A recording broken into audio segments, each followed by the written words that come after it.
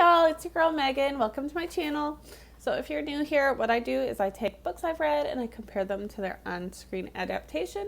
This week I am doing Naomi and Eli's No Kiss List.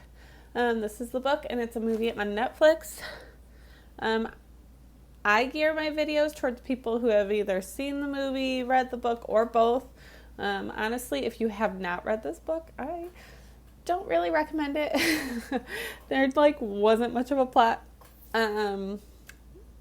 But unfortunately I read it. And so I chose to watch the movie too. And then here is me comparing just the similarities and the differences, mainly the differences. I'm very nitpicky. So some things you might be like, oh my gosh, really, Megan? Like, you're going to talk about that? Yes, I am. Okay. And then also I just want to say, of course, there's spoilers. So, if you haven't read the book or watched the movie, what you doing here?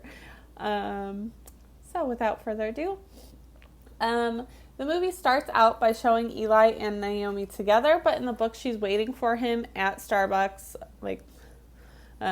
alone. So that's a little different. And then there's some new cafe called Jaffa Cafe in the movie that's not in the book. I understand them not wanting to shoot in a Starbucks. I'm sure there was some type of thing going on there because it's a movie. They did mention Starbucks, but they never filmed inside. Anytime it was a scene in a coffee house, it was at Jaffa Cafe. I liked how the movie showed scenes of them just being friends.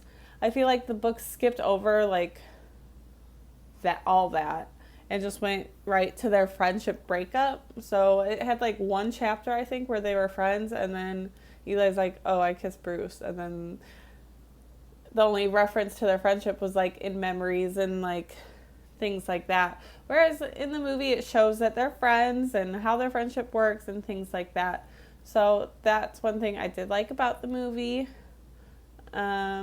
Except I think Eli and Naomi kissed a lot more in the movie.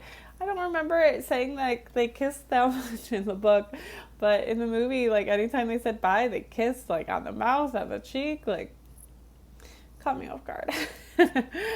Do friends do that? I understand he's gay, but do friends do that? Because I don't. Am I just old? I don't know.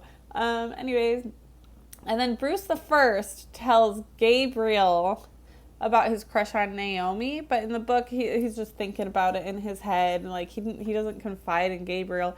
Gabriel might see through it and see that he likes him, but it's never a conversation they have. Whereas in the movie, we obviously can't know what everyone's thinking in a movie, so it was a conversation. And then I was mad because it was a little too far into the movie without the drama of Bruce 2 and Eli kissing, especially since that's what the movie's about. I was like, okay, here's another friendship scene. Here's another friendship scene.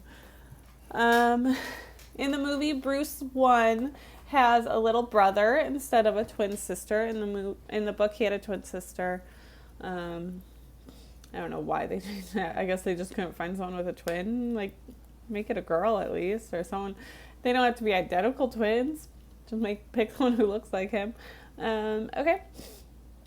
And then I said, holy snap, Girl Robin is Taylor from High School Musical. Shout out, love her. Haven't seen her since High School Musical. Wonder what she's been up to. And I was excited that they kept the my mother's Brandy exchange in there, where they were both confused about what they were talking about, and then they were able to laugh about it. It was Eli and Bruce the second. So I was glad that they kept that little funny little exchange in there. That was honestly the only funny part of the book. And then I typed this, but I did not mean to. And then, so I didn't like how, in the book, she got a mixtape from Gabriel, and she knew right away it was from Gabriel, and she made him one back, and it wasn't very good. But in the movie, she, didn't know it was from him until much later on. And I was excited. They had a Halloween scene. I love Halloween, even though that wasn't in the book. I like Halloween, so anytime you add a Halloween, I'm happy. It's fine. And then their little fight they had, it translated way better on screen rather than reading it. And then, because you'd read what they say and then their thought. And then so it seemed really like stinted. Is that the word I'm looking for?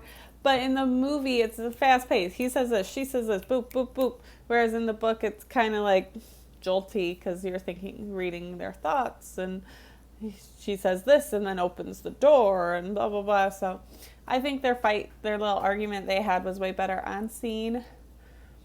And then some random thing the movie added in was Bruce 1 lost the dog Cutie Pie, which I'm like, why'd they add that? Did he find the dog?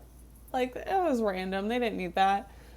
And in the movie, Gabriel asks Naomi to breakfast in person rather than in text. In the book, they were like literally on benches like this and texting each other, and he asked her to breakfast. I'm like, that is so lame, Gabriel. Get with it. So way better in the movie that he actually asked her in person.